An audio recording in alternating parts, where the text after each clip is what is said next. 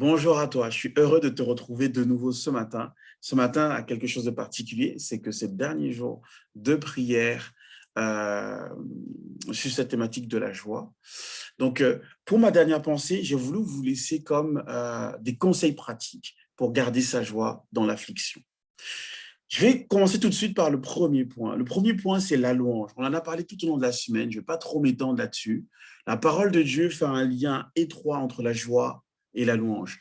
D'ailleurs, vous remarquerez que dans l'Ancien Testament notamment, à chaque fois que le peuple louait Dieu, ils étaient dans une démonstration de joie visible. Ils jouaient des instruments, ils dansaient parce qu'il y avait de la joie dans la louange.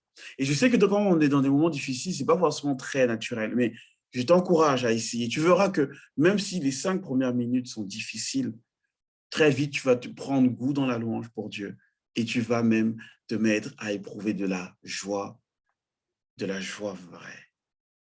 Le deuxième conseil que je veux mettre sur ton cœur ce matin, c'est de compter les bienfaits de Dieu. Au-delà du fait que ça fortifie et encourage notre foi, ça nous rappelle ces moments joyeux dans lesquels on a vu Dieu agir pour notre vie. Oui, compte les bienfaits de Dieu au lieu de compter tout ce qui ne va pas et les complications de ce que tu vis, etc., etc. Le troisième conseil pratique que je veux te laisser ce matin, c'est de se réfugier dans la présence de Dieu. La parole de Dieu nous dit que dans la présence de Dieu, il y a la joie. Dans la présence de Dieu, il y a la joie. Alors quand ça ne va pas, fais pas comme moi. Tiens-toi devant Dieu et tu verras que lui, il saura, dans ces moments-là, agir dans ton cœur. Alléluia. N'oublions pas, le Saint-Esprit a pour fruit la joie. La vie du Saint-Esprit en nous produit la joie. Va en prière, laisse le Saint-Esprit manifester ses joies en toi. Mon quatrième conseil pratique, c'est l'obéissance. Jésus va dire, ce qui fait ma joie, c'est de faire la volonté de mon Père. Une des explications que je peux te donner dans ce lien entre l'obéissance et la joie, c'est de comprendre que quand on obéit et qu'on a la volonté de Dieu, on est forcément dans la joie. C'est la désobéissance qui nous éloigne de la volonté de Dieu, c'est-à-dire de la joie, et qui nous emmène dans l'épreuve, toutes ces situations voleuses de joie. Et je vais finir par le cinquième conseil, non des moindres. La joie, c'est un choix. Philippiens 4.4, j'en ai parlé, le pasteur Stéphane en a parlé. Réjouissez-vous, je le répète, réjouissez-vous. Quand Paul s'adresse ici aux Philippiens, il est lui-même en prison. Et quand Paul s'adresse aux Philippiens, il ne leur dit pas, il leur donne pas, comment dire ça, il n'est pas en train de leur donner, comme moi ce matin, des conseils.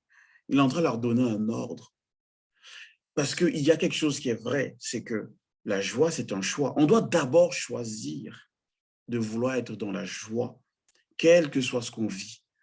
Et c'est après qu'on pourra, c'est parce qu'on aura choisi d'être dans la joie qu'on pourra peut-être prendre un temps de louange, ou tout simplement se souvenir de ce que Dieu a fait dans notre vie, ou tout simplement prendre un temps de prière, ou tout simplement, comme je l'ai dit,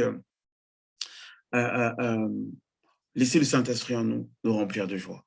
Donc, finalement, c'est en fait la première des étapes. C'est choisir la joie malgré l'épreuve, l'affliction et tout ce qu'on peut vivre qui veut voler notre joie. Voilà, j'ai fini mes conseils du jour. J'espère que ça t'a béni et que tu es désormais armé pour faire face aux situations voleuses de joie, tout simplement. N'oublie pas, ce soir, on se retrouve à 21h pour prier. Et enfin, demain, de 9h à 15h, nous te proposons, par créneau de 30 minutes, de prendre un temps de prière. Il y aura une personne à chaque créneau qui sera là pour prier avec toi, pour prier avec vous, afin que nous puissions vraiment être bénis et voir la main et l'action de Dieu sur nos vies encore se manifester au nom de Jésus. Donc, n'oublie pas, si tu as des sujets de prière, c'est le moment ou jamais, on priera pour toi. Et il y a un lien Framadate pour s'inscrire sur un créneau de prière. N'hésite pas, il est dans le groupe. Inscris-toi et on se fera un plaisir de prier pour toi et avec toi. Sois béni et à ce soir.